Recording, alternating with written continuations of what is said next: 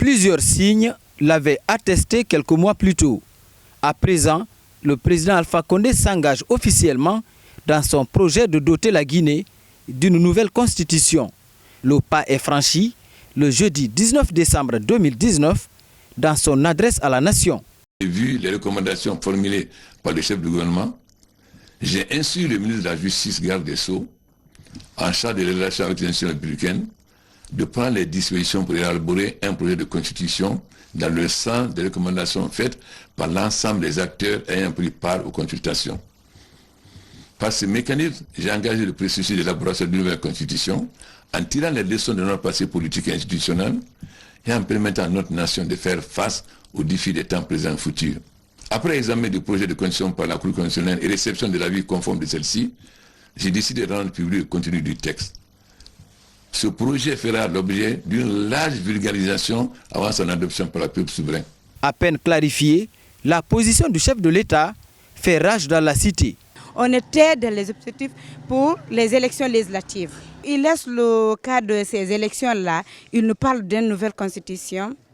On lui dit, ça ne marchera pas ici.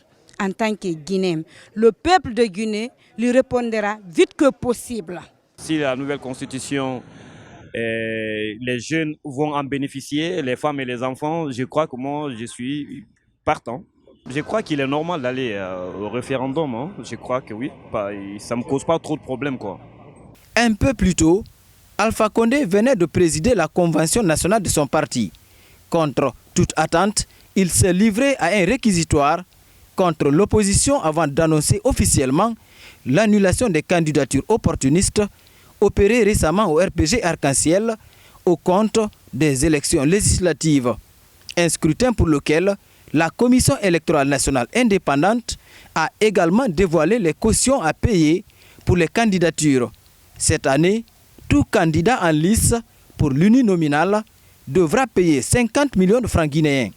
Sur la liste nationale, la caution s'élève à 200 millions de francs guinéens. Un nouveau défi lancé surtout aux petites formations politiques.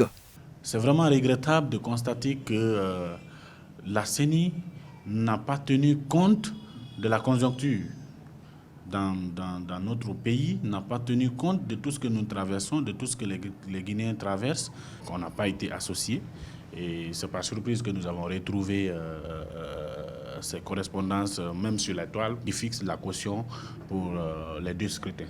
La CENI a fixé le cautionnement à 200 millions pour la liste nationale, alors qu'en 2013, c'était 80 millions. Et pour chaque candidat à l'uninominal, une caution de 50 millions, alors qu'en 2013, c'était 20 millions.